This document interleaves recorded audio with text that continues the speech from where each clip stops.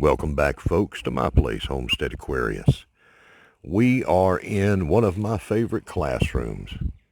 That's right here in the woods. It's one of my favorite gardening classrooms, too. Now, why am I in the woods and I'm mentioning gardening? Because what nature has to teach us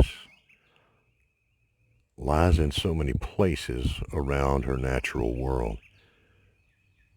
that's not in a traditional garden. What you see here in these woods, you see a lot of leaves, you see the shadows coming down on the forest floor from the leaves that are starting to come out now on the trees. We're in the spring, and as the earth is tilting more and more toward the south in the northern hemisphere, as we're tilting that way, the sun's going to be coming down harder and harder. Now that's a little hint at something I'm going to go over in probably my next video. But what we have in here, we have the chaos of nature, left unattended except by her own hand, and not man's, certainly not mine. But in that chaos is natural order and things that make sense within that order that work together. Um, it's mind-blowing how complex a complete ecosystem is. Now, our Native Americans and our indigenous peoples all across the planet lived in these environments close to everything of nature. They learned generationally about nature and worked with her to grow their food and to provide themselves with every means of surviving. We all come from there. We have invented things. We've changed the world around us to suit us. And it's put us in a place of modern man, modernity. There's a word in there somewhere. Modernity. I think that's a word. Somebody look that up and let me know. But the the modern life has taken us so far away from the basics of life. You see, we used to have the knowledge on a very detailed level of how to take it from the raw form and to work with nature to get what we needed.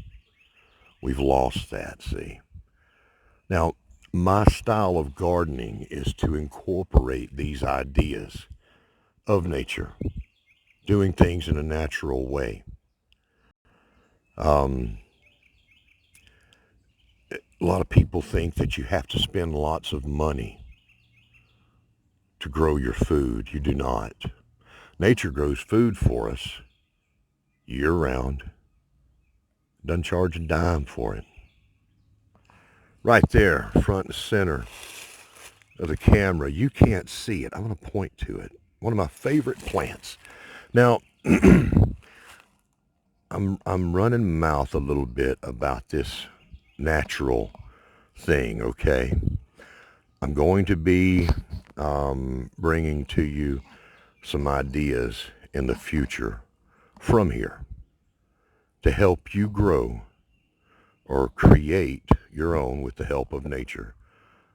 Tons of compost, okay? Tons of broken down, wonderful compost. Let's get here and look at this Trillium. One of my favorite plants. Look at that. Look how big that is. It's a beautiful plant. And I love to see these come up in the spring. Now, this plant counts on the shade. It's got to have it. Rich forest floor and shade. I love it back here in the woods in the spring. Now, let me take you now back to the log I was sitting on. And I'm going to show you a neat little thing that's man-made that could help a few of you folks. Okay? I'm going to show you something I'm going to be using. You're going to be seeing it in some of my videos coming up. It's a little something. But know that I'm going to have you some good content from right here. Some ideas for you. Look right here. See this? Many of you have heard of a Solomon seal plant. That's what that looks like. Another plant that has to have deep shade. Yeah. All right, let's go back to the log now. We're back at the teacher's seat now in my natural world, the log. Okay, now, I say teacher's seat, but I'm also a student. Okay, always learning.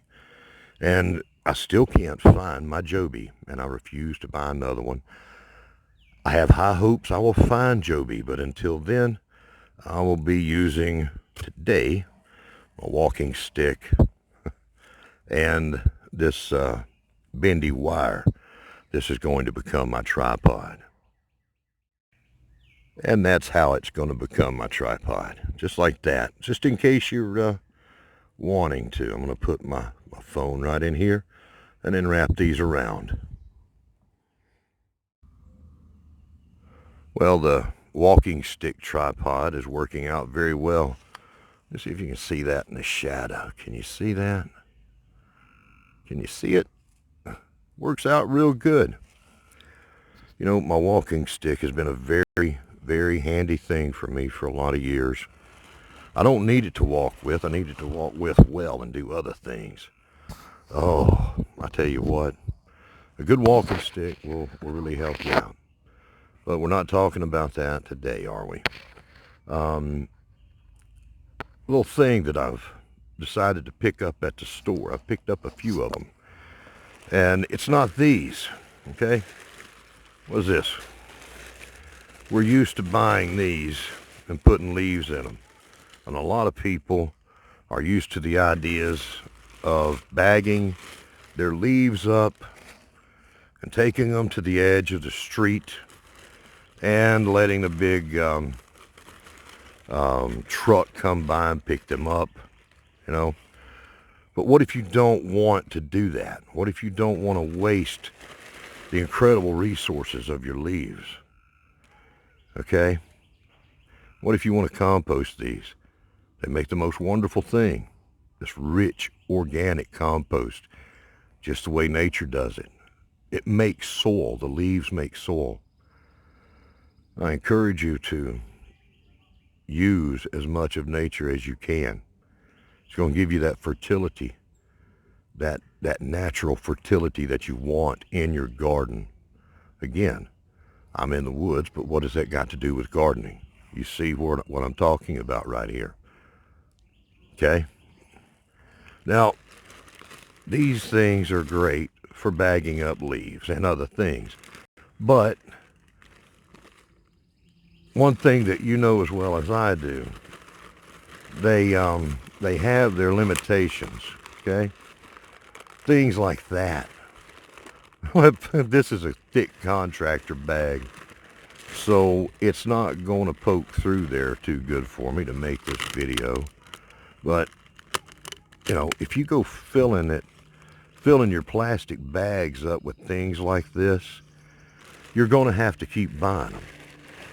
And I don't like to keep buying things. I don't like them. I don't like to do that. I like to use natural methods. You know, nature builds everything in a natural way, right? We can learn from her. This pine cone, she built in a natural way. I guess that's where I'm going with that. Okay, now what I picked up at the store, it's not natural made, it's man-made. This is going to take the place of lots of leaf bags, right? Now, this is just a regular laundry bag. Is what that is. You can pick one of those up for anywhere between $5 and $10 at your big box store. I love these. I've used these as my laundry bags for years. They're made of an incredibly tough material, and I am going to be using these to do my gardening outside. Not only will I be putting leaves in there and carrying leaves to where I want them to be, but I'll also be using these to gather up my weeds. Whenever I'm pulling weeds, I'll be putting them in here. Because there's one thing I've noticed, a bucket, you can only put a few things in a bucket, and then when you start smushing it down in the bucket, it just springs back. But if you've got a durable bag that you can just stuff things into, it'll hold an enormous amount. Those springy weeds that really fill up a bucket fast or will tear up a normal plastic bag, this right here will handle quite well. So I've picked up a few of these and will be using them around my place. And I just wanted to share that with y'all. I think that's a good idea.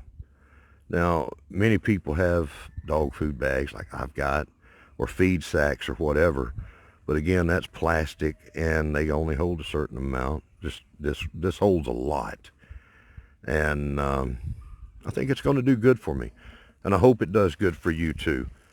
I hope that you've enjoyed this video, and look forward to the things I'm going to show you coming up from right here in one of my favorite classrooms. So anyhow, if you think that's a good idea, leave me a comment. Let me see your ideas about the laundry bag. And I hope that spring comes for you soon. So with that said, y'all be good, and I'll see you next time. Take me to your leader, Earthling.